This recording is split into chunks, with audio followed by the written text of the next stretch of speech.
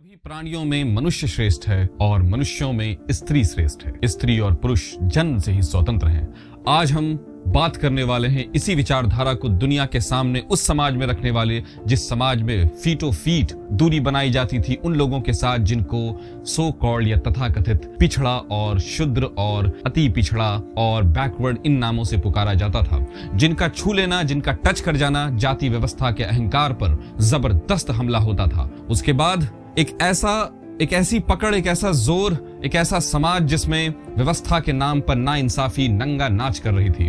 आज हम बात करने वाले हैं उसी के पहले उन्मूलनकर्ता की, यानी बात करने वाले हैं ज्योतिबा फुले की। आज 28 नवंबर है। 28 नवंबर 1890 को उनका देहांत हुआ था। एक ऐसा आदमी, उस इंसान की शख्सियत का अंदाजा आप इस बात से लगा सकते हैं कि वो किस लेवल का, उसकी हाइट क्या होगी, जिस इंसान से इन्फ्लुएंस, बाबा अंबेडकर जिन्होंने 3 लोगों को अपना गुरु माना है, गौतम बुद्ध हैं, कबीरदास हैं और तीसरा गुरु उन्होंने माना है ज्योतिबा फुले को। ज्योतिबा फुले एक ऐसा इंसान, 9 साल की उम्र में जाति व्यवस्था का कठोर दंश झेलने वाला, ब्राह्मण मित्र के घर गया शादी में और उसको शूद्र बोलकर, जबकि वो माली जाति के थे जिनको आज ओबीसी कंसीडर किया जाता है, उनको घर से निकाल दिया जाता है। नन्हे मन पर कैसा क्लेश पड़ा होगा, कैसी चोट लगी होगी कि उस व्यवस्था के इतने भीतर तक वो जाति व्यवस्था को समझने के लिए गए कि उन्होंने उसकी बुनियाद यानी फाउंडेशन पर ही हमला कर दिया।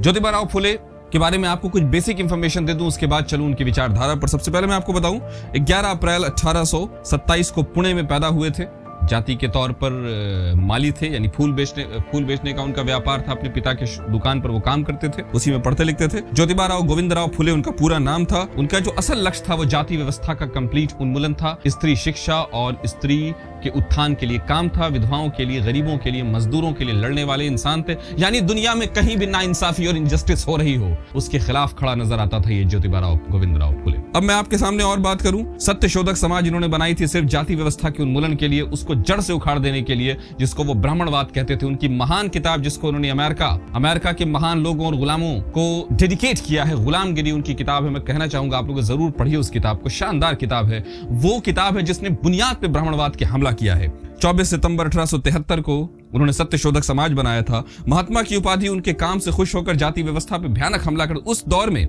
जब आप सोचिए, ज्योतिबा फुले उस दौर में स्त्री की शिक्षा की बात कर रहे थे, जिस दौर में स्त्री का पैदा होने से पहले या पैदा हो जाने के बाद मारा जाना आम बात थी, उसको कोई पाप या गुनाह नहीं कहा जाता था। ज्योतिबा फुले हद कर रहे थे। उन धर्म के ठेकेदारों को इतना गुस्सा आया कि उन्होंने कहा, उनके पिता को जाकर डराया, धमकाया और बहकाया। लेकिन ज्योतिबा फुले के बारे में कहा जाता है कि उनके बगल में रहने वाले जो क्रिश्चियन और मुस्लिम्स थे वो बहुत ज्यादा इंप्रेस हुए थे नन्हे ज्योतिबा से, तो उन्होंने उनके पिता को कन्विंस किया कि आप इसको किसी बड़े मिशनरी स्कूल में डालिए, और वो चले गए। उसमें एडमिशन हुआ उनका, और उसके बाद वो वहां से वो टैंक बन के निकले जिन्होंने उन सारे थिंक टैंक पर हमला कर दिया, जो थिंक टैंक ब्राह्मणवाद को, यानी धर्म के नाम पर कुचल देने को, दबे समाज को और दबा देने को धर्म मानता था, उस पर उन्होंने जबरदस्त हमला किया। ज्योतिबा फुले ने एक बार कहा कि भारत में राष्ट्रीयता की भावना का विकास तब तक नहीं होगा जब तक कि खान पान और वैवाहिक संबंधों के मामले में हम जाति व्यवस्था को दरकिनार नहीं कर देते। कह देने से आरक्षण के वक्त जाति व्यवस्था नहीं है, समाज में जब बात हो तो जाति व्यवस्था नहीं है,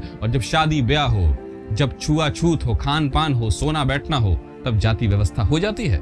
यानी प्रीच में जाति व्यवस्था नहीं है, प्रैक्टिस में है भारत का समाज। और जब मैं आपको बात कर रहा हूं ये फीटो फीट दूरी, जिसको जाति व्यवस्था, अगर किसी ब्राह्मण को या कहिए कि अब सो कॉल्ड अपर कास्ट को अगर इनकी परछाई भी छू जाती थी, वो कौम जिसके गर्दन में एक काला धागा या हाथ में काला धागा बांध दिया जाता था, जिसकी औरतों को ऊपर में कपड़े पहनने यानी उसके स्तन को छुपाने का अधिकार नहीं था, उस समाज को ज्योतिबा फुले बढ़ाने के लिए तैयार थे। अब आते हैं ज्योतिबा के पर्सनल जिंदगी पर। उनकी शादी उनसे 13 साल छोटी एक लड़की से हुई जिसका नाम था सावित्री।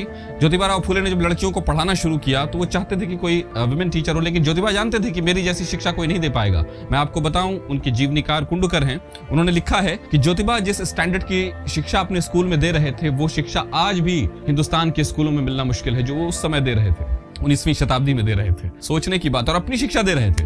तो उन्होंने जब देखा कि लड़कियों को पढ़ाने पर धर्म के ठेकेदार उनको प्रॉब्लम कर रहे हैं या दूसरे तरफ ले जा रहे हैं, तो उन्होंने अपनी वाइफ सावित्री को पढ़ाना शुरू किया। रात दिन भर काम करते थे और रात में अपनी वाइफ को पढ़ाते थे। पढ़ाते पढ़ाते सावित्री इस काबिल बन गई कि वो ज्योतिबा के स्कूल में टीचर बन गई। जब 1848 और 1854 में उन्होंने स्कूल एस्टैब्लिश किए, लड़कियों के लिए स्कूल, जिस जमाने में लड़कियों का जिंदा रहना ही, उनका वजूद ही उनके लिए एक गिल्ट का कारण बनता था, उस दौर में ज्योतिबा ने लड़ाई लड़ी उनके लिए। ज्योतिबा राव फुले उस लड़ाई को लड़ रहे थे जिसको बाद में अंबेडकर, पेरियार जैसे लोगों ने आगे रखा, काशीराम जैसे लोगों ने आगे बढ़ाया। लेकिन ज्योतिबा वो बुनियाद थे, वो पहला चैलेंज थे जिन्होंने एग्रेसिव अंदाज में जाति व्यवस्था पर हमला किया। आप इस आदमी का फलक देखिए, इसकी ऊंचाई देखिए, अपने जीवन में किन लोगों से प्रभावित थे, influence by Gautam Buddha, prophet Mohammed, saint Tukaram, Abraham Lincoln, Kabir, Benjamin Franklin, Thomas Paine, उसके अलावा अमेरिका के राष्ट्रपति थॉमस जेफरसन। इन लोगों से प्रभावित था वो आदमी। उसकी किताब गुलामगिरी, शानदार किताब, महान किताब, उसने डेडिकेट की अमेरिका के गुलामों को, उनकी आजादी को, उनके जोश को, उनके पौरुष को। अगर आपको हिंदुस्तान में जाति व्यवस्था के उन्मूलन की कहानी जाननी है तो ज्योतिबा फुले को पढ़ना होगा। अगर आपको ब्राह्मणवाद के असलियत को जानना है, ज्योतिबा फुले पढ़ना होगा। अगर आपको अंबेडकर और पेरियार और मान्यवर काशीराम की बुनियाद को जानना है, आपको ज्योतिबा राव गोविंद राव फुले पढ़ना होगा। आपको पढ़ना होगा गोविंद राव को अगर आप जानना चाहते हैं स्त्री शिक्षा के लिए, विधवाओं के पुनर्विवाह के लिए, गरीबों के लिए, माइनॉरिटीज के लिए जो उन्होंने लड़ाई लड़ी है, कैसे उनके इंसाफ के लिए लड़ा जाता है, आपको ज्योतिबा राव को पढ़ना होगा। सबसे पहले तो आप हमारे इस वीडियो में उस वीडियो बनाने के उस मकसद को समझिए जो हमने बनाया। ज्योतिबा राव का फुले का जो आज उनके 28 जिस दिन उनका देहांत हुआ था, ये दिवस जो है ये एक बहाना है। हम तो बात करना चाहते थे ज्योतिबा के बारे में इसीलिए क्योंकि ज्योतिबा चैलेंज है दुनिया के उन नाइंसाफियों को, उन अव्यवस्थाओं को जिसमें नाइंसाफी जिंदा होती है। बने रहिए पहल भारत पर, हम आपके सामने और भी इस तरह के वीडियो